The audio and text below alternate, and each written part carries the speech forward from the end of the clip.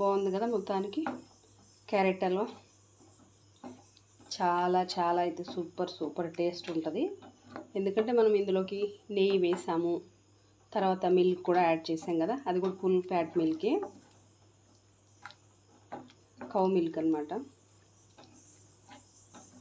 కాబట్టి చాలా బాగుంటుంది.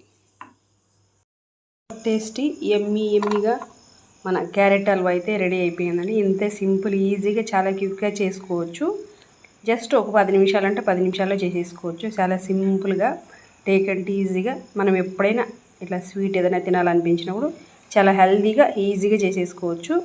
అలాగే ఫస్ట్ టైం కనుక ఎవరైనా మన ఛానల్ చూస్తున్నట్టయితే సబ్స్క్రైబ్ అయితే చేయండి, లైక్ చేయండి, షేర్ చేయండి, కామెంట్ బాక్స్లో అయితే కామెంట్ చేయండి. ఇప్పటిదాకా మన ఛానల్ చూసి ఆదరిస్తున్న వాళ్ళందరూ